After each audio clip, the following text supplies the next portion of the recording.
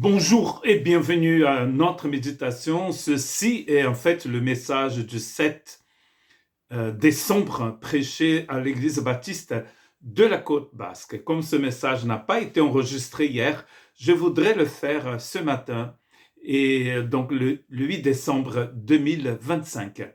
Et le titre de ce message, c'est Le Verbe éternel fait chair. Nous sommes donc en train de méditer dans l'épître de Jean cette année dans notre église, cette année qui va bientôt arriver à sa fin, toucher sa fin. Et avant la fin de cette année 2025, je reviens au début, donc le début de ce livre, de cet évangile de Jean. Et l'évangile de Jean, comme vous avez sûrement constaté, commence exactement comme le livre de la Genèse, au commencement. Et le premier verset de l'évangile de Jean dit ceci: au commencement était la parole, et la parole était avec Dieu, et la parole était Dieu. Au commencement, n'est-ce pas? Très intéressant, au commencement. Donc cela nous renvoie directement à l'éternité intemporelle de Genèse, chapitre 1, verset 1. Au commencement, Dieu créa les cieux et la terre. Et c'est comme ça qu'il commence notre Bible. Et c'est comme cela qu'il commence aussi l'évangile de Jean. Donc cela n'est pas du tout anodin. Il est très important de réfléchir à cela. Donc quand ce que Jean a essentiellement écrit, c'est ceci: quand le commencement a commencé, le Verbe était déjà là. Quand le commencement a commencé, le Verbe était déjà là. Donc l'idée est que le Verbe existait avant la création même du temps, avant que le temps ne soit créé, avant que le monde n'existe, avant que l'univers ne soit créé, le Verbe était déjà présent. Donc le Verbe n'est pas seulement le commencement, mais il est lui-même au commencement du commencement. Au commencement du commencement, le Verbe était présent. Il était là au commencement avant que quoi que ce soit n'existe. Parce qu'il dit au commencement était le Verbe. Le Verbe a-t-il eu un commencement? Et Jean va répondre non, car si nous remontons à n'importe quel commencement, le Verbe existait déjà. Donc il devient immédiatement évident dans la vision de Jean que le Verbe n'est autre que Dieu, l'être auto-existant. Et c'est pas moi qui le dis, je suis en train de citer ce qu'il a dit Trench. Donc Trench a dit que le Verbe n'est autre que Dieu parce qu'au commencement, il est déjà là. Cette année, nous allons donc fêter les 1700 ans du concile de Nicée, qui a été réalisé donc entre le 20 mai au 25 juillet, je pense, de 325. Donc il y a 1300 ans. Ce concile qui a été suivi par celui de Constantinople en 381, il est devenu très important pour la chrétienté, et c'est de là où vient ce que nous appelons le credo, qui est surtout prié par les catholiques, mais par beaucoup de protestants, et notamment ici en France, on dit toujours, on cite toujours, on recite toujours le credo de Nicée-Constantinople. Or, le credo de Nicée, qui a été donc établi par Constantin, l'empereur Constantin, qui s'était converti au christianisme en 325, il est très important parce qu'il va mettre fin à une crise qui menaçait l'unité dans l'Empire romain. Donc cette crise qui menaçait l'unité dans l'Empire romain a été réglée en quelque sorte par ce concile de Nicée qui se trouvait donc en Asie mineure. Donc il mettait fin à cette controverse, à la controverse arienne. Je ne sais pas si vous connaissez Arius. Donc Arius était en fait un prêtre d'Alexandrie qui disait ceci: le Fils n'est pas éternel, il a été créé par le Père. Il n'est pas Dieu au même titre que le Père.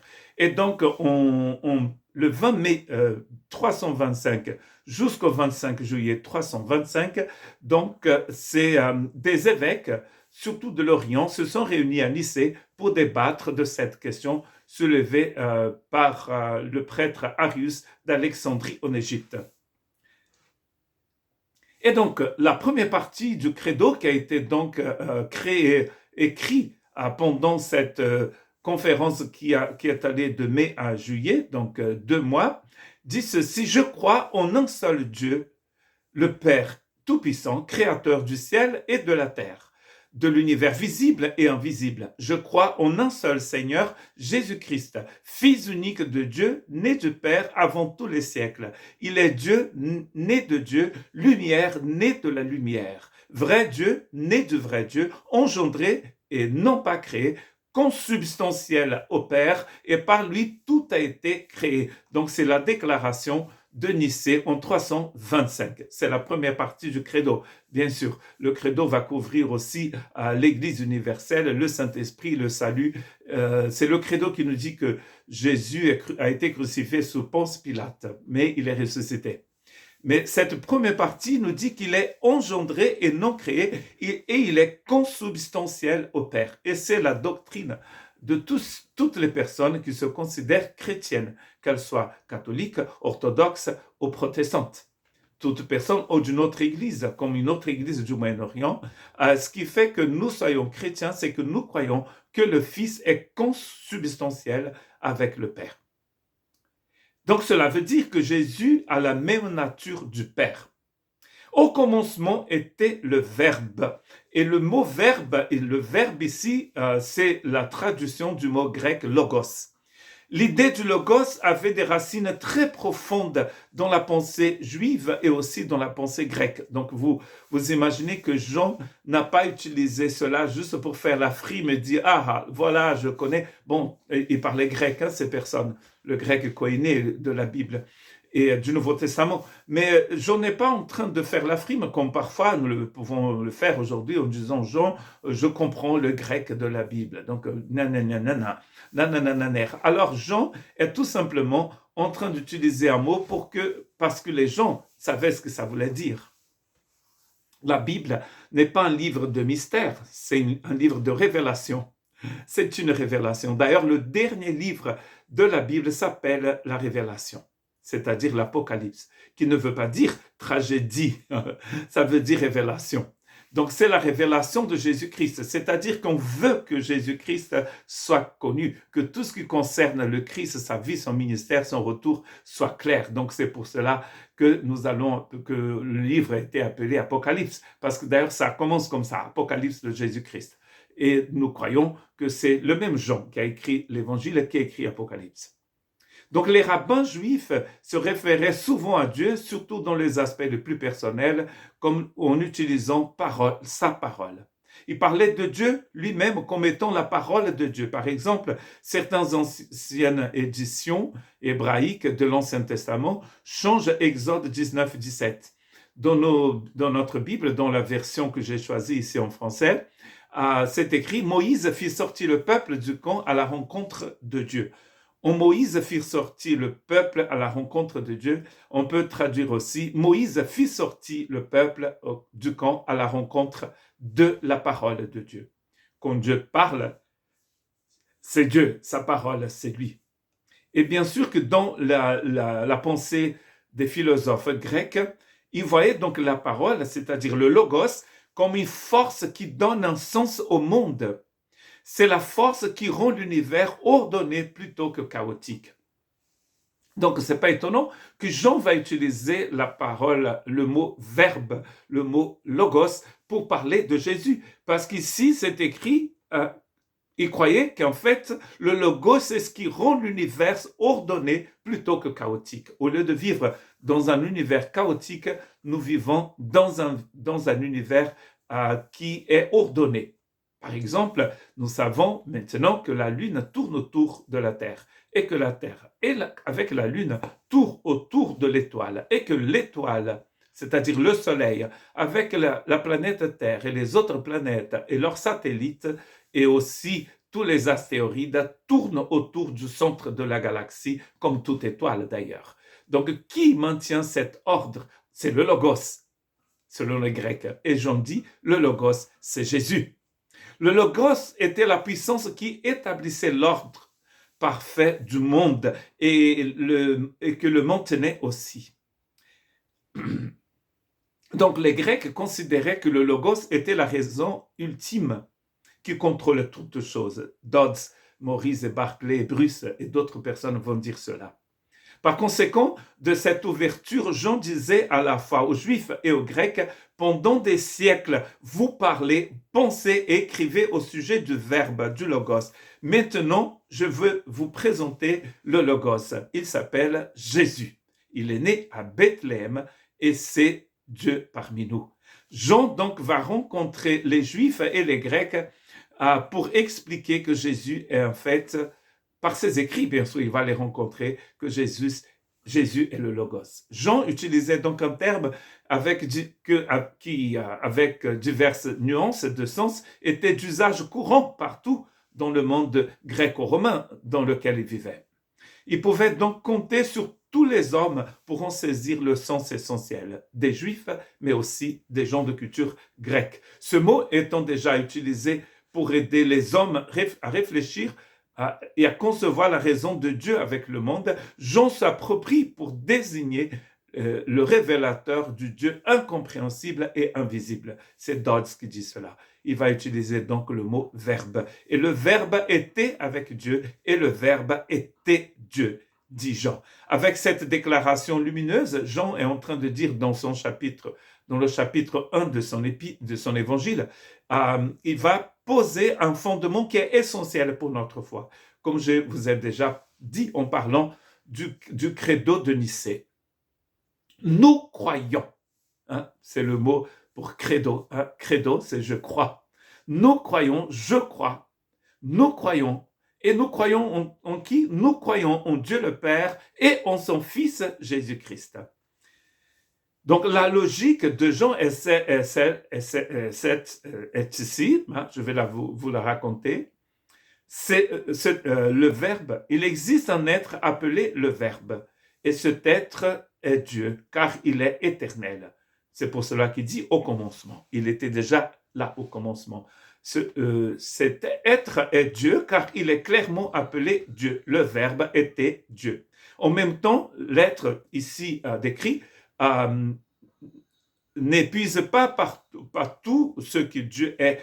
Dieu le Père est une personne distincte du Verbe, car il dit ceci, le Verbe était avec Dieu. Le Verbe est Dieu et le Verbe était avec Dieu. Ainsi, le Père et le Fils, ici le Fils est appelé le Verbe, sont également Dieu, mais distincts en personne. Le Père n'est pas le Fils et le Fils n'est pas le Père. Pourtant, ils sont tous les deux Dieu.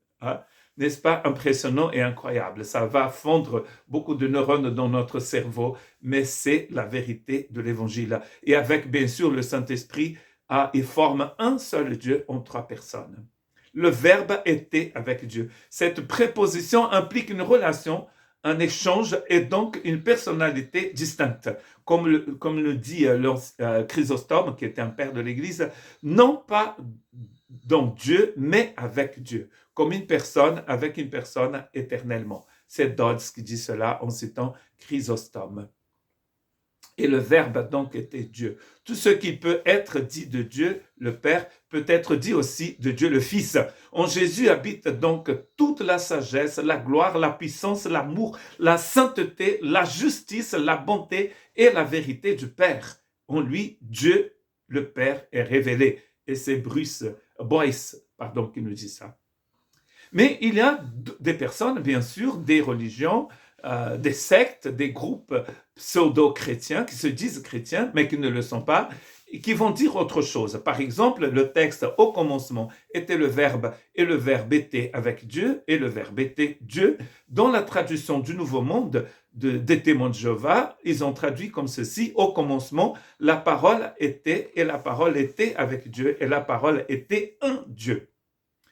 Et donc cette traduction, pour nous, qui est très nouvelle par rapport aux écrits du Nouveau Testament, est destinée à enseigner et nier la divinité de la personne de Jésus. Et vous pouvez trouver leurs arguments en lisant leur texte. Mon but ici n'est pas de parler de témoins de Jéhovah, mais c'est pour que vous sachiez qu'il y a des personnes, il y a des groupes qui croient autrement. Il y a bien sûr une religion très connue qui va le croire aussi, qui va le déclarer aussi. Cette secte donc déforme volontairement la vérité de Jean chapitre 1 verset 1 en traduisant la parole était un Dieu, ce qui est grammaticalement impossible, nous dit William Barclay, un théologien. L'œuvre et la nature du Verbe est aussi décrite ici par Jean, quand il dit « toutes choses ont été faites par lui ». Et rien de ce qui a été fait n'a été fait sans lui. En lui était la vie, et la vie était la lumière des hommes, et la lumière, lui, dans les ténèbres. Et les ténèbres ne l'ont point reçu, ou ne l'ont point saisi. Toutes choses ont été faites par le Verbe, et rien de ce qui a été fait n'a été fait sans lui. Donc le Verbe ici est vu comme le créateur de toutes choses. Toutes choses qui ont été créées par le Verbe, comme nous dit Paul dans Colossiens chapitre 1, verset 16. Car en lui ont été créées toutes les choses qui sont dans les cieux et sur la terre, les visibles et les invisibles, les trônes, les dignités, les dominations, les autorités. Tout a été créé par lui et pour lui. Et donc certains voient dans ces 4 catégories de choses ici, visibles et invisibles. Donc les choses invisibles, ce sont les trônes, les dignités, les dominations, les autorités. Elles seront citées aussi avec d'autres noms mais similaires dans Éphésiens, où Paul va appeler ces choses les forces du mal, le monde des ténèbres. Voilà que lui, il a créé toutes choses. L'histoire ici, c'est que les chrétiens de Colosse et de cette région de l'Asie mineure donnaient en fait une certaine puissance à ces choses en diminuant bien sûr la personne de Jésus. C'est le début du gnosticisme. Et là, Paul est en train de dire, mais en fait, c'est Jésus lui-même qui a créé ces choses. Donc ces choses ne peuvent pas être comparées à lui. Elles ne peuvent pas être, on ne peut pas les mettre, les comparer avec lui. Parce que c'est lui qui a créé toutes choses. Les choses que vos yeux voient, quand vous regardez, moi j'habite au Pays Basque, et ici dans l'impasse où j'habite, la nuit, il n'y a pas de lumière artificielle, donc quand le ciel est clair, nous voyons en fait beaucoup d'étoiles, nous voyons énormément de constellations. En fait, toutes ces choses visibles, Paul nous dit, ont été créées par lui, mais les invisibles aussi. Dans Genèse 1:1, il est dit que Dieu créa toutes choses. Dans le verset de Jean, c'est écrit que Christ créa toutes choses. Donc le même Saint-Esprit infaillible a parlé en Moïse dans Genèse et a parlé dans Jean ici dans le Nouveau Testament en disant Christ et le Père sont un. Et c'est Clarke qui dit cela. En lui était la vie, nous dit Jean. Le Verbe est la source de toute vie, non seulement de la vie biologique, mais du principe même de la vie, parce que le mot en grec utilisé par Jean ici n'est pas le mot bios, que nous utilisons pour la vie des plantes, la vie de notre corps, la vie des animaux. D'où vient le mot biologie, l'étude de la bios, de la vie. Mais le mot utilisé par Jean ici, c'est Zoé, qui signifie que la vie essentielle. Et d'ailleurs, c'est le mot qui va être utilisé pour vie éternelle, quand il rajoute bien sûr à vie le mot aions éternel, la vie éternelle. Et ici, Zoé est en opposition à bios, qui désigne tout simplement la vie biologique, la vie des êtres vivants. Or, Jean est en train de pousser, d'aller plus loin en disant il est la vie essentielle, il est la Zoé. Il n'est pas seulement la bios, parce que la bios meurt, mais il est même le principe de vie. Et la vie, cette vie, Zoé, était la lumière des hommes. Cette vie est la lumière des hommes. Parlons ici d'une lumière spirituelle autant que naturelle, bien sûr. Au commencement, Dieu créa les cieux et la terre, c'est écrit dans Genèse, et à un moment, Dieu dit que la lumière fut, et que la lumière soit, et la lumière fut. Ici, Jean est en train de dire, cette lumière s'appelle Jésus. Il est la vie et il est aussi la lumière. D'ailleurs, Jésus va le dire, je suis le chemin, la vérité et la vie, et la Zoé. Et à un moment, il va dire aussi, je suis la lumière du monde. Ainsi, sans Jésus, nous sommes morts. Et dans les ténèbres, nous sommes complètement perdus. De manière significative, l'homme porte en lui une crainte instinctive de la mort et des ténèbres. Or, le message de l'évangile, c'est que Jésus est la vie et Jésus est la lumière. Il est la vie éternelle et il est la lumière. Et cette lumière, nous dit Jean, elle luit dans les ténèbres, et les ténèbres ne l'ont point comprise. Au vaincu, le mot en grec ici peut être traduit comme vaincu, c'est-à-dire personne ni rien ne peut vaincre cette lumière. Et d'ailleurs, dans le monde physique, dès que la lumière arrive, dès que le soleil se lève, et la lumière du soleil inonde la partie de la planète où vous habitez, et les ténèbres s'enfuient. Elles vont se cacher dans les recoins, derrière les maisons, dans des trous. Mais là où vous êtes, si vous êtes exposé à la lumière du soleil, il n'y a plus de ténèbres. Et quand vous rentrez chez vous, la nuit, vous allumez. Maintenant, on n'utilise plus de bougies ni de lampes à kérosène, mais nous utilisons de l'électricité. Dès que vous allumez vos lampes dans votre maison, les ténèbres s'enfuient. Les ténèbres n'ont point vaincu la lumière. C'est cette manière incroyable de traduire ce texte. Dans la première création, les ténèbres couvraient la surface de l'abîme, dans Genèse 1-2, jusqu'à ce que Dieu fasse surgir la lumière. De même, la nouvelle création implique la disparition des ténèbres spirituelles et par la lumière qui brille dans le Verbe, nous dit Bruce. Dans la création du monde, Dieu dit que la lumière soit et la lumière fut. Ici, Jésus vient briller dans la nouvelle vie spirituelle. C'est Jésus la lumière du monde. Donc la question qu'on pourrait se poser, c'est pourquoi Jean nous raconte tout cela au début de son livre.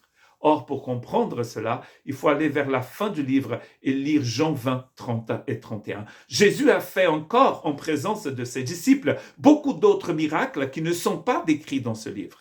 Verset 31, « Mais ces choses ont été écrites afin que vous croyiez que Jésus est le Christ, le Fils de Dieu, et qu'en croyant, vous ayez la vie éternelle en son nom. » Voilà le but de l'épître de Jean. Jean a écrit ces choses. Jean nous dit que le Verbe est le créateur de toutes choses. Et il va dire aussi dans le chapitre 1, on n'a pas encore fini le chapitre 1, dans le chapitre 1, Jean va dire que c'est ce Verbe qui est devenu homme, qui habitait parmi nous, et c'est par lui que nous devenons enfants de Dieu. L'Esprit nous parle aussi par les écrits de Paul dans Colossiens chapitre 1 à partir de verset 12. Rendez grâce au Père qui nous a rendus capables d'avoir part à l'héritage des saints dans la lumière. Il nous a délivrés de la puissance des ténèbres, il nous a transportés dans le royaume de son Fils bien-aimé, en qui nous avons la rédemption, le pardon des péchés. Le Fils est l'image du Dieu invisible, le premier-né de toute création, car en lui ont été créées toutes les choses qui sont dans les cieux, qui sont sur la terre, les visibles, les invisibles, les trônes, les dignités, les dominations, les autorités. Tout a été créé par lui, mais aussi pour lui. Il est avant toute chose et toute chose subsiste en lui. Il est la tête du corps de l'Église. Il est le commencement, le premier-né d'entre les morts, afin d'être en tout le premier. Qui est le premier dans votre vie? Si vous avez une foi où le Christ a été dilué, vous n'avez plus le Christ. Vous avez autre chose. Il y a énormément de croyances, des religions qui vont diminuer la personne du Christ. Or, on ne peut pas. D'ailleurs, c'est Jean qui le dit, les ténèbres ne peuvent pas vaincre la lumière. Jésus ne peut être vaincu. Il est le Seigneur des Seigneurs et le Roi des Rois. C'est d'ailleurs le message d'Apocalypse. Apocalypse 17, 14. Il est le Seigneur des Seigneurs et le Roi des Rois. On ne peut pas vaincre la lumière. La lumière a tout vaincu. D'ailleurs, le verbe vaincre, c'est un verbe très important dans le livre d'Apocalypse. Et donc, vous voyez, les Colossiens, à un moment, ont pété un plomb et ils ont inventé un truc, ils ont prêché, certaines personnes ont prêché un évangile dilué. On a pris un grand cru, je ne vais pas les nommer parce que je ne suis pas expert en vin, on a pris un grand cru et on a mis de l'eau dedans. On a mis moitié de vin, moitié de l'eau. Est-ce que vous avez toujours un grand cru? Nul ne peut vaincre la lumière. Nul ne peut diluer le Christ. Le Christ, créateur de l'univers, le Fils de Dieu, le Seigneur des Seigneurs, le Roi des Rois, il est aussi le Rédempteur, le Sauveur. Et bientôt, nous allons fêter sa naissance et chanter « Le Rédempteur a brisé toutes les chaînes ». Que le Seigneur puisse briser toutes les chaînes de votre vie. N'ayez pas peur de dire Jésus est le Fils de Dieu, le Seigneur des Seigneurs, le Roi des Rois. Que Dieu vous bénisse.